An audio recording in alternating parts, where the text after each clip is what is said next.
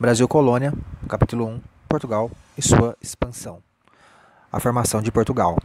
A formação de Portugal deu-se no contexto da crise feudal iniciada no século XI, quando a economia de subsistência passou a não atender ao aumento populacional, ao mesmo tempo em que as terras, divididas em feudos pertencentes à nobreza ou à igreja, não atendiam mais aos costumes feudovassálicos em razão de sua escassez. Esses fatores geraram uma tremenda estabilidade na Europa, com os servos sendo expulsos das terras e nobres não conseguindo ser enfeudados. Cresce então uma imensa massa de marginais ao sistema, a qual passa a roubar, pilhar, saquear ou sequestrar para pedir resgate. A Europa assiste a uma grande instabilidade, não só econômica, mas também social e política. Durante grande parte da Idade Média, a Igreja controlou a cultura e o pensamento dos europeus. Nos conventos, os monges copitas copiavam as obras da Antiguidade Clássica, preservando assim a tradução greco-latina. Entretanto, essas obras eram guardadas às 7 chaves a fim de que o pensamento humanista da Antiguidade não se chocasse com o teocentrismo defendido pela Igreja. Na gravura, vemos freis beneditinos dando uma desses livros copiados por eles a um abade, seu superior. Missal romano do século XI, Abaie de Cova dei Tirreni, Nápoles. A simplicidade e o trabalho contrastam com a exuberância e o poder. Em primeiro plano, os servos trabalham no manso senhorial para pagar a corvéia. Em segundo plano, o imponente castelo do senhor feudal demonstram quem tinha realmente o poder na Europa medieval. A Igreja legitimadora ideológica do sistema feudal, como também possuidora de terras, busca uma solução para a crise. Depois de várias tentativas, como a promoção de torneios para ocupar e distrair a nobreza após a formação da cavalaria e também a proibição de lutas ou guerras durante as colheitas, o Papa Urbano II decide organizar as cruzadas, movimentos armados pelos europeus cristãos contra os muçulmanos a fim de recuperar a cidade de Jerusalém, onde está o Santo Sepulcro. As cruzadas não se dirigiram somente para o Oriente e Norte da África, mas também para a Península Ibérica, a fim de expulsar os muçulmanos que a ocupavam desde o século VIII. Os movimentos cruzadistas em direção à Península Ibérica ficaram conhecidos como Reconquista. 1.1 A Guerra de Reconquista. A Península Ibérica foi ocupada na mais remota antiguidade, talvez no terceiro milênio a.C., por celtas e iberos. Posteriormente, a região foi povoada também pelos fenícios, que lá estabeleceram colônia que funcionavam como entrepostos comerciais daqueles que eram os grandes mercadores da antiguidade oriental. Por volta do século III a.C., a península caiu sob o domínio do poderoso Império Romano, assim permanecendo até o século V da nossa era, quando os visigodos, um dos povos chamados bárbaros, que golpearam o então decadente Império Romano, ocuparam a região.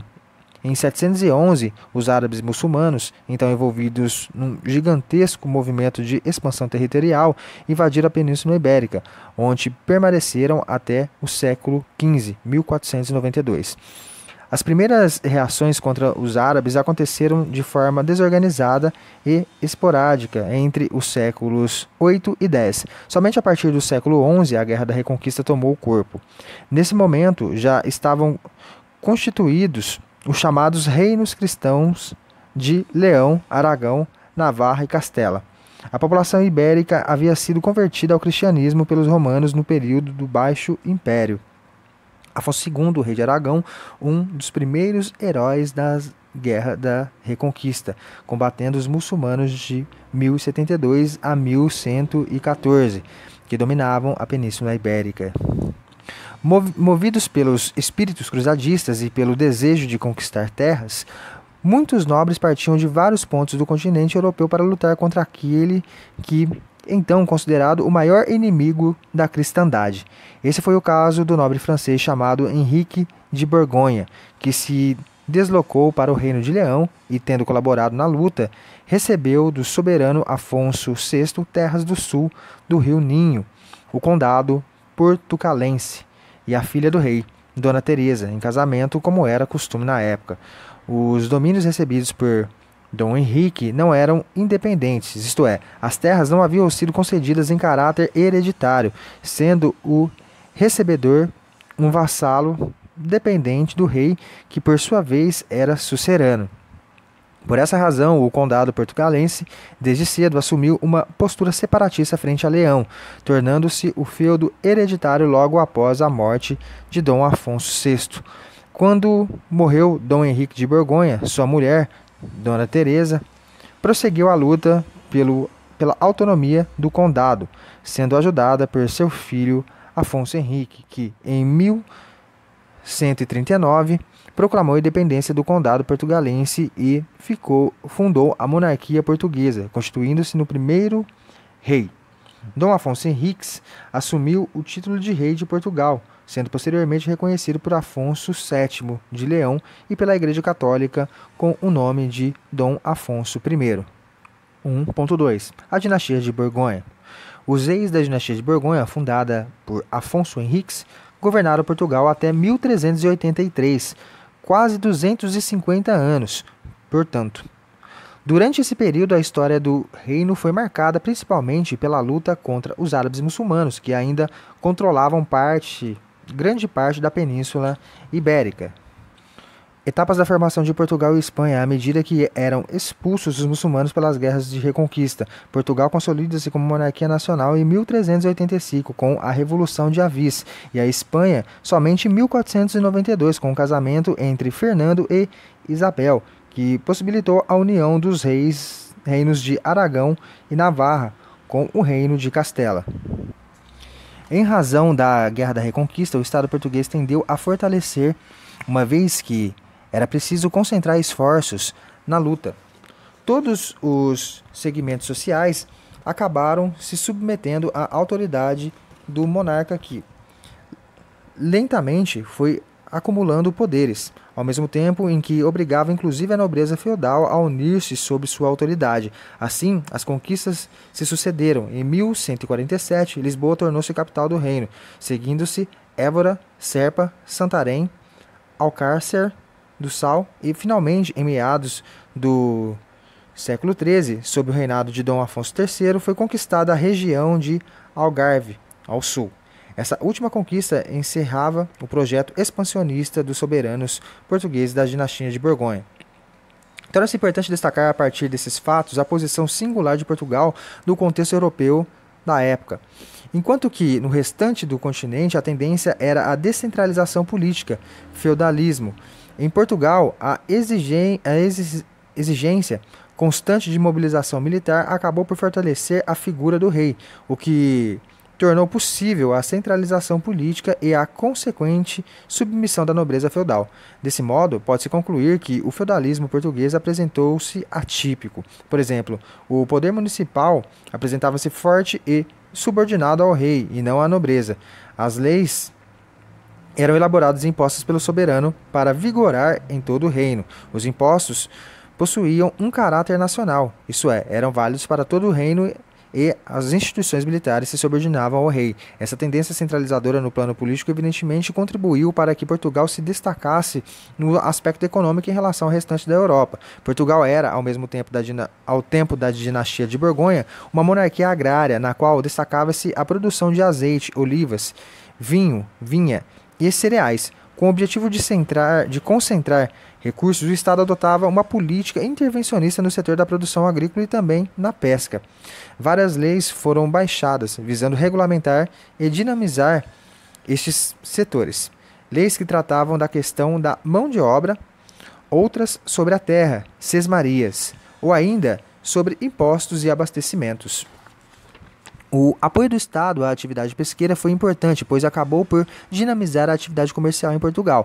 A pesca da sardinha, inicialmente praticada no litoral, pôde evoluir durante o período dos reis de Borgonha, em razão dos incentivos concedidos pelo Estado em forma de isenção de impostos em algumas áreas de pesca, construção de embarcações, caravelas e investimentos para a pesca da baleia e do atum, além da produção de sal. Isso contribuiu para estimular o comércio interno e externo, aumentar a arrecadação do Estado e para o desenvolvimento das cidades portuguesas.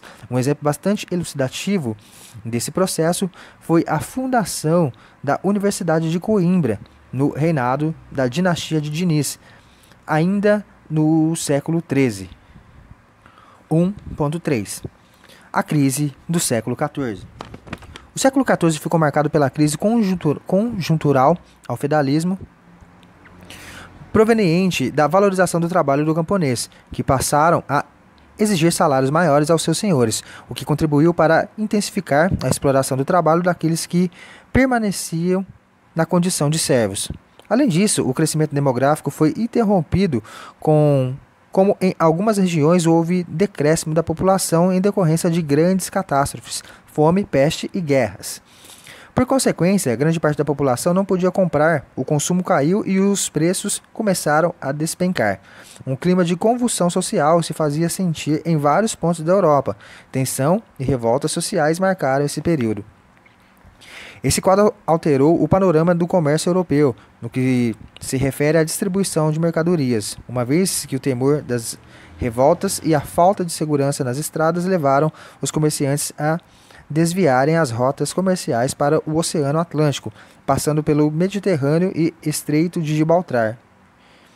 As rotas terrestres que ligavam as cidades italianas às regiões de Flandres perderam importância, enquanto as cidades litorâneas da Espanha, de Portugal, da Inglaterra, do norte da França e da Holanda foram beneficiadas pela intensificação da atividade mercantil. No caso de Portugal, tal ocorrência contribuiu para fortalecer um novo segmento social, a burguesia mercantil. O Estado dirigido pelos reis de Borgonha via nesse grupo a possibilidade de fortalecer-se economicamente, por isso passou a estimulá-lo. Enquanto isso, a nobreza, proprietária de terras, via seus interesses prejudicados pela intensificação do êxodo rural. Com a reabertura do Mediterrâneo, a navegação europeia, possibilitando o comércio entre Ocidente e Oriente, foi possível o crescimento e o aparecimento de vilas e cidades na Europa. O comércio e a burguesia foram os grandes responsáveis pela sucessão de mudanças que ocorreram na Baixa Idade Média. Na gravura, uma rua de uma cidade concentrando comerciantes e artesãos. Os comerciantes reuniam-se nas ligas e os artesãos nas corporações de ofício. 1.4 A Revolução de Avis. No ano de 1383 morreu aquele que seria o último rei da dinastia de Borgonha, Dom Fernando, o Formoso, sem deixar herdeiros varões. Sua única filha, Dona Beatriz, era casada com o rei de Castela, Dom João I, que, apoiado pela nobreza castelhana, tinha interesse em anexar Portugal ao seu reino. Se por um lado a nobreza portuguesa via tal possibilidade como uma saída para a crise em que estava mergulhada, por outro, o grupo ligado ao comércio, a burguesia mercantil, entendia que a união prejudicaria seus interesses, evidentemente muito distintos dos da nobreza. O povo via a anexação como um retrocesso, isto é, a volta de uma situação de opressão que a maioria da chamada arraia miúda já conhecia. A burguesia comercial, apoiada pelo povo, assumiu um movimento revolucionário contra a nobreza portuguesa e contra Castela, e acabou levando ao poder Dom João, mestre da Ordem de Avis, que era filho bastardo de Dom Pedro I, pai do rei morto, Dom Fernando. A chamada Revolução de Avis durou 2 anos, 1338-1385, e foi sustentada financeiramente pela burguesia mercantil e comandada militarmente por Nuno Álvares Pereira. Depois da derrota dos castelhanos na Batalha de Aljubarrota, Dom João, mestre de Avis, foi coroado rei de Portugal com o nome de Dom João I, fundando assim a dinastia de Avis, que governaria Portugal até o ano de 1580. Mais importante, entretanto, é destacar que a Revolução de Avis levou ao poder, além do novo rei, o grupo mercantil, cujos interesses evidentemente seriam privilegiados a partir de então. Estava concluído assim o processo de centralização política de Portugal, isto é, estava criado o primeiro Estado Nacional moderno da Europa. Isso explica, em grande parte, o pioneirismo português na expansão comercial iniciada no século XV, na qual deve ser inserida a chegada dos europeus à América e no Brasil. Batalha de Aljubarrota foi decisiva para a ascensão de Dom João de Avís ao trono português, em 1385. Os portugueses, contando com a ajuda dos eficientes arqueiros ingleses, conseguiram derrotar os castelhanos e manter a independência de Portugal, ao mesmo tempo em que consolidavam o Estado Nacional com a centralização do poder político e sua aliança com a camada mercantil. Esses fatores foram fundamentais para o pioneirismo português na expansão ultramarítima. A expansão marítimo-comercial portuguesa. Resultado da necessidade que a Europa tinha de encontrar novos mercados fornecedores de mercadorias e metais preciosos, a expansão marítima europeia do século XV e século XVI constituiu-se num dos mais espetaculares eventos históricos de todos os tempos. Tendo Portugal como país pioneiro no processo, a expansão teve como ponto de partida a conquista da cidade de Ceuta, no norte da África, atual Marrocos, e culminou com a chegada do homem europeu renascentista à Ásia e à América. O modelo econômico, a formação da organização política, bem como os valores culturais da civilização europeia, burguesa e cristã, foram levados aos quatro cantos do planeta, atingindo organizações sociais que se encontravam em diferentes estágios de desenvolvimento cultural. 2.1 O pioneirismo português. A exemplo dos demais reinos da Europa, Portugal enfrentava grandes problemas de ordem econômica no final do século XIV, que acabaram transformando-se em razões para que o país se lançasse a grandes navegações. A necessidade de buscar novos fornecedores, a pequena quantia de mão de obra disponível para o trabalho agrícola, a falta de produtos agrícolas e a escassez de metais preciosos compõem o quadro europeu e português da época. Ocorre que, dentre as nações europeias, Portugal era privilegiado, pois contava com fatores que acabaram por determinar sua primazia na expansão marítima comercial. Caravela. Apesar de ser popularizada pelos portugueses, a caravela já era usada pelos romanos e árabes. Os portugueses fizeram algumas modificações, principalmente nas velas, as chamadas velas latinas, de formato triangular e de borda rígida, capazes de gerar uma força propulsora para a direção oposta ao do vento, permitindo a execução de manobras rápidas. Ela permitiu não só a expansão marítima, como também a criação de uma base para o desenvolvimento de uma indústria naval em Portugal. Os portugueses contavam com alguma experiência na navegação, pois desde os tempos do rei de Borgonha, havia ele se lançado ao mar com o objetivo de dinamizar a indústria de pesca. O país vivia uma situação de paz interna, enquanto alguns países da Europa ainda se viam às voltas com guerras, como era o caso da França e Inglaterra, a Guerra dos 100 Anos. Isso contribuiu para a estabilização política interna e, evidentemente, facilitou a execução do projeto de expansão. A prévia centralização política, formação do Estado Nacional Português, foi determinante para o pioneirismo lusitano. Somente um Estado centralizado e forte poderia concentrar recursos, manter a ordem interna e eliminar os entraves feudais que viabilizaram a empresa expansionista. Havia em Portugal uma burguesia ávida de lucros e disposta a intervir nas grandes navegações. Apesar de não ser a mais forte da Europa, essa burguesia constituiu-se no principal agente do processo e, para isso, contou com empréstimos das burguesias flamenga e italiana. A posição geográfica do país facilitou a saída de Portugal, pois, além de ser ponto importante das rotas que ligavam o sul com o norte do continente, a saída para o Oceano Atlântico era fácil. Pode-se destacar ainda os avanços técnicos da navegação ocorrida em Portugal, como resultado da nova mentalidade investigativa da época, espírito renascentista. Dom Henrique, o navegador, e o Porto de Lisboa, no século XV. Apesar de ser cognominante de O Navegante, Dom Henrique nunca chegou realmente a navegar. O fato de o infante nunca ter posto os pés numa embarcação é um dos argumentos mais usados por seus detratores. No entanto, ele parece confirmar que a saga deflagrada pelo infante era, de fato, uma aventura da mente e, nesse sentido, uma ação de cunho investigativo. O projeto expansionista português foi denominado Périplo Africano, porque pretendia atingir a Ásia contornando o continente africano. O marco inicial da expansão lusa foi a conquista da cidade de Ceuta em 1415. Essa cidade do atual Marrocos, norte da África, era um importante entreposto de comércio árabe, e sua conquista poderia significar o controle de uma importante fatia dos negócios, especiarias e artigos de luxo realizados com o Oriente. Ceuta destacava-se ainda por uma interessante produção agrícola e pelo comércio de ouro, marfim e escravos negros africanos.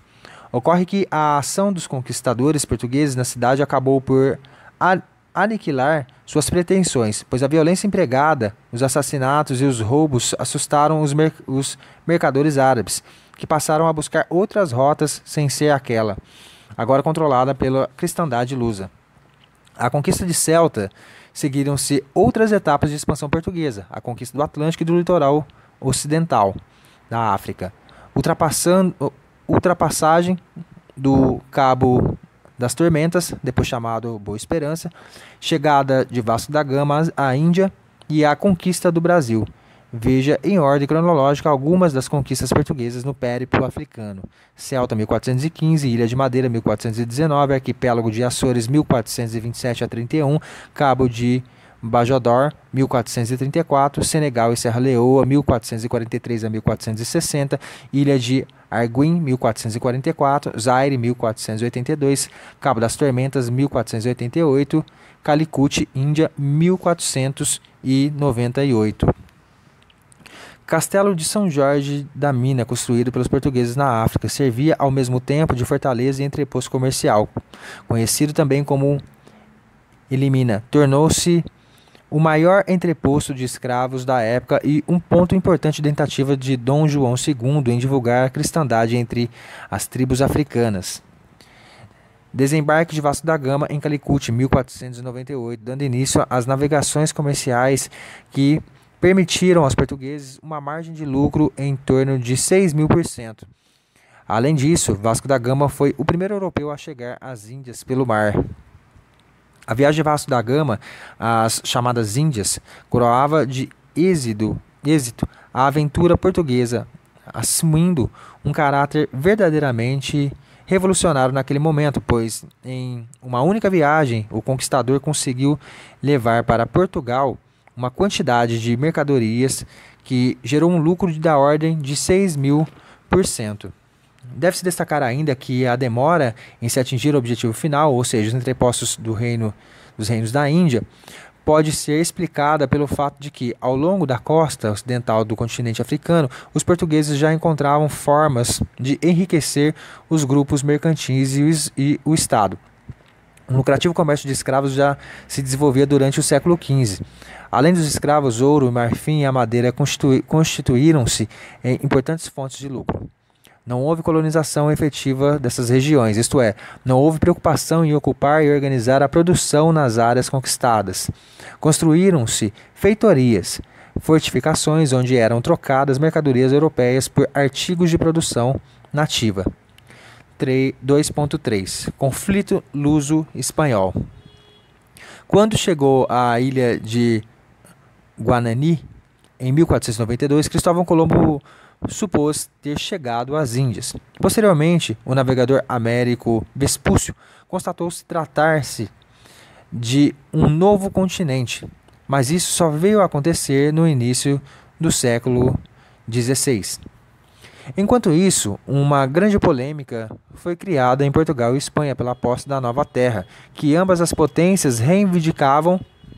Coube ao Papa Alexandre VI intermediar a questão. Em 1493, o Papa proclamou a chamada Bula Intercoetera, que propunha o traçado de uma linha imaginária 100 léguas a oeste das ilhas de Cabo Verde, ficando as terras a oeste da linha para a Espanha e as terras a leste para Portugal.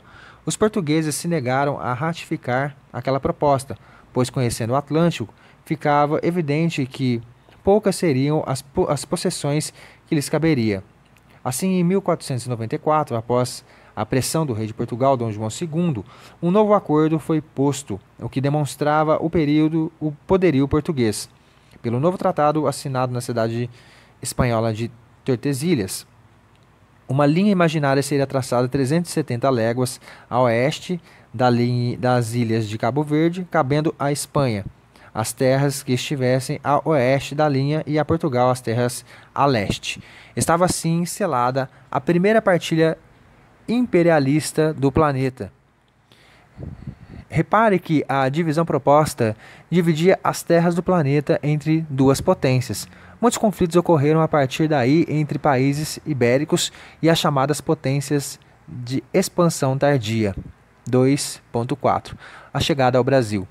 O Estado português estava interessado naquele momento, final do século XV, em garantir o controle das regiões asiáticas, reinos orientais, grandes produtores de especiarias e artigos de luxo que rendiam vultosos lucros aos cofres do reino e aos bolsos da burguesia mercantil. Para isso foi organizada uma gigantesca expedição que deveria seguir para a cidade de Calicut. A esquadra, formada por 13 embarcações e 1.500 homens, comandada por Pedro Álvares Cabral, partiu no dia 9 de março de 1500, momento de desembarque de Cabral em Porto Seguro, sendo recepcionado pelos tupinanquins após os primeiros contatos feitos por Nicolau Coelho. Repare que o objetivo era consolidar o domínio do Oriente e garantir a supremacia portuguesa nos centros comerciais asiáticos. Cabral percorreu um caminho em arco na altura do litoral africano, de modo a afastar-se daquele continente. No dia 22 de abril de 1500 foi avistada a Nova Terra, que desde 1494 já pertencia a Portugal, por direito internacional, Tratado de Tordesilhas. Escreveu-se carta, rezou-se missa, 26 de abril, e no dia 2 de maio Cabral partiu para a cidade de Calicut, onde iria cumprir o objetivo maior da viagem, os lucros. As controvérsias sobre o achamento do Brasil existem, mas não há meios de aprofundá-las. A chamada questão da intencionalidade é de menor relevância, pois em nada alteraria nossa história. Mais importante é compreender o processo que acabou culminando com a chegada do homem europeu a essas terras, o contexto histórico, social e econômico em que tudo aconteceu, ou seja, a maneira como o Brasil foi inserido na história da civilização cristã ocidental. 3. O período pré-colonial, com a descoberta de um novo caminho marítimo para as Índias, feita por Vasco da Gama em 1498, Portugal passou a ter o monopólio das especiarias orientais antes em posse das cidades italianas. Nessa expansão comercial é descoberto o Brasil por Pedro Álvares Cabral, dando a Portugal o controle do caminho para as Índias através do Atlântico Sul. Por outro lado, após as primeiras viagens ao Brasil, logo se percebeu que as terras descobertas não ofereciam o que mais interessava à economia portuguesa da época, comércio e metais preciosos. Dessa forma, o interesse de Portugal limitou-se ao envio de algumas expedições destinadas a reconhecimento da terra e a manutenção de sua posse. 3.1 Expedições 1. Exploradoras. Tinha o objetivo de explorar geograficamente o território e procurar metais preciosos. A primeira foi comandada por Gaspar de Lemos, em 1501. A segunda, comandada por Gonçalves Coelho, em 1503. Trouxe o geógrafo Américo Vespúcio, que constatou que o Brasil fazia parte de um continente, ou seja, não era uma ilha, como imaginavam os portugueses. 2. Guarda-costas. Objetivavam o policiamento do litoral e a expulsão dos contrabandistas franceses. As duas expedições foram comandadas por Cristóvão Jacques, 1516 e 1526. A presença francesa representava não só o interesse pelo contrabando do pau-brasil, mas também a bronca de Francisco I, rei da França, contra o Tratado de Tordesilhas. Na segunda expedição, Cristóvão Jacques conseguiu aprisionar 3 navios franceses carregados de pau-brasil. Prendeu cerca de 300 tripulantes que, depois de massacrar alguns, afogar outros e enforcar, entre outros tantos, O que restou entregou de presente para índios antropófagos. Francisco I da França indispôs-se ao Tratado de Tordesilhas, alegando ser também herdeiro de Adão. Diante disso, apoiou e incentivou mercadores e corsários a contrabandearem para o Brasil e outros produtos das colônias portuguesas e espanholas. Porém, essas expedições não conseguiram policiar o imenso litoral da colônia, o que deixava Portugal preocupado com sua possível perda. 3.2. O pau-brasil. O pau-brasil madeira tintorial foi a única riqueza comercial explorada nessa fase. Desenvolveu-se entre o branco e o indígena um tipo de relação de produção denominada escambo, em que o indígena trabalhava no corte, armazenamento e carregamento em troca de quinquilharias. Na verdade, constituía-se numa intensa exploração da mão de obra do índio, pois o indígena, não conhecendo o dinheiro nem uma economia de mercado, sujeitava-se a trabalhar por bugigangas sem valor. Por outro lado, essas tais bugigangas, como colares, machado, facões, utensílios domésticos, eram produtos que os indígenas não conheciam e nem tinham condições de produzir.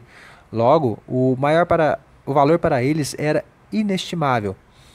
Mesmo depois de iniciar a colonização com a plantation açucareira, continuou-se a explorar o pau-brasil. Tanto é que essa árvore, nos dias de hoje, é peça de museu. Tal foi a sua devastação.